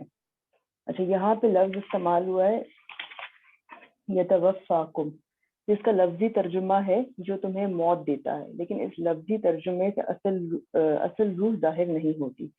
اس ارشاد کی روح میں یہ ہے کہ وہ جس کے قبضے میں تمہاری جان ہے، جو تم پر ایسا مکمل حاکمانہ اقتدار رکھتا ہے کہ جب تک اس کی مرضی ہو اسی وقت تک تم جی سکتے ہو۔ آج بھی ہر قسم کے مشرک یہ تسلیم کرتے ہیں کہ موت صرف اللہ رب العالمین کے اختیار میں ہے، اس پر کسی دوسرے کا قابو نہیں، حتیٰ کہ جن بزرگوں کو یہ مشرکین خدائی صفات و اختیارات میں شریک ٹھہراتے ہیں ان کے متعلق بھی وہ تسلیم کرتے ہیں کہ ان میں سے کوئی خود اپنی موت کا وقت نہیں ٹال سکا، یعنی سب چھوڑ کریں اور اس کی بندگی میں اس لیے مطلب یہاں پہ کہا جا رہا ہے کہ اللہ تعالیٰ فرما رہے ہیں کہ حضرت صلی اللہ علیہ وسلم سے کہ آپ کہہ دیں ان سے کہ میں اس کی بندگی اس لیے کرتا ہوں کہ زندگی و موت پر تنہا اسی کا اقتدار ہے۔ آگے ترجمہ کنٹینیو ہوتا ہے۔ مجھے حکم دیا گیا ہے کہ میں ایمان لانے والوں میں سے ہوں، اور مجھ سے فرمایا گیا ہے کہ تو یکسو ہو کر اپنے آپ کو ٹھیک ٹھیک اس دین پر قائم کر دے۔ اچھا، یہاں پہ یہ آیا ہے اقم وجہک للدین حنیفا۔ اقم وجہک کے لفظی معنی ہے اپنا چہرہ جما دے۔ اس کا مفہوم یہ ہے کہ تیرا رخ ایک ہی طرف قائم ہو، ڈگمگاتا اور ہلتا جلتا نہ رہے، بالکل ناک کی سیدھ اسی راستے پر نظر جمائے ہوئے چل جو تجھے دکھا دیا گیا ہے۔ اچھا، اس بات میں مزید بدل ڈالنے کے لیے یہ حنیفن کا ورڈ ایڈ کیا گیا ہے۔ حنیف اس کو کہتے ہیں جو سب کی طرف سے مڑ کر ایک طرف کا ہو رہا ہو۔ بس مطالبہ یہ ہے کہ بندگی، غلامی، اطاعت، فرما برداری سب کچھ صرف اللہ رب العالمین ہی کی جائے، ایسی یکسوئی کے ساتھ اختیار کر کے کہ کسی دوسرے طریقے کی طرف ذرا برابر میلان اور رجحان بھی نہ ہو۔ اس راہ پر آ کر ان غلط راہوں سے کچھ بھی لگاؤ باقی نہ رہے جنہیں تو چھوڑ کر آیا ہے، جن پر دنیا چلی جا رہی ہے۔ اچھا، آگے ہے اچھا ٹھیک ہے، آگے اور ہرگز ہرگز مشرکوں میں سے نہ ہو۔ پھر آگے آیت نمبر ہے 106، اور اللہ کو چھوڑ کر کسی ایسی ہستی کو نہ پکار جو تجھے نہ فائدہ پہنچا سکتی ہے نہ نقصان، اگر تو ایسا کرے گا تو ظالموں میں سے ہوگا۔ اگر اللہ تجھے کسی مصیبت میں ڈالے تو خود اس کے سوا کوئی نہیں جو اس مصیبت کو ٹال دے، اور اگر وہ تیرے حق میں کسی بھلائی کا ارادہ کرے تو اس کے فضل کو پھیرنے والا بھی کوئی نہیں۔ وہ اپنے بندوں میں سے جس کو چاہتا ہے اپنے فضل سے نوازتا ہے، اور وہ درگزر کرنے والا اور رحم کرنے والا ہے۔ اے محمد صلی اللہ علیہ وسلم، کہہ دو کہ لوگوں، تمہارے پاس تمہارے رب کی طرف سے حق آ چکا ہے، اب جو سیدھی راہ اختیار کرے اس کی راست روی اسی کے لیے مفید ہے، اور جو گمراہ رہے اس کی گمراہی اسی کے لیے تباہ کن ہے، اور میں تمہارے اوپر کوئی حوالے دار نہیں ہوں۔ اور اے نبی صلی اللہ علیہ وسلم، تم اس ہدایت کی پیروی کیے جاؤ جو تمہاری طرف بذریعہ وحی بھیجی جا رہی ہے، اور صبر کرو یہاں تک کہ اللہ فیصلہ کر دے، اور وہ بہترین فیصلہ کرنے والا ہے۔ بے شک صدق اللہ العظیم۔ جی بھابھی، آپ کچھ آگے، میرا خیال اس میں اور تو کچھ نہیں تھا۔ نہیں، بس یہ ہر سورہ کا یہ قرآن کا اصول ہے کہ جو اس کا آخری رکوع ہوتا ہے نا، وہ اس کا نچوڑ ہی ہوتا ہے۔ ہر سورت کا بہت اہم رکوع ہوتا ہے آخری، تو اس لیے اس میں زیادہ ڈیٹیل ہوتی ہے، لیکن یہ الحمدللہ سورہ ساری اچھی سے ہو گئی ہے۔ بس یہ ہے کہ نام اس کا سورہ یونس ہے، لیکن آیا ذکر صرف ایک دفعہ ہی ہے، اور یہ سورہ انفعال اور سورہ توبہ کے بعد تھوڑی ڈیفرنٹ بھی تھی۔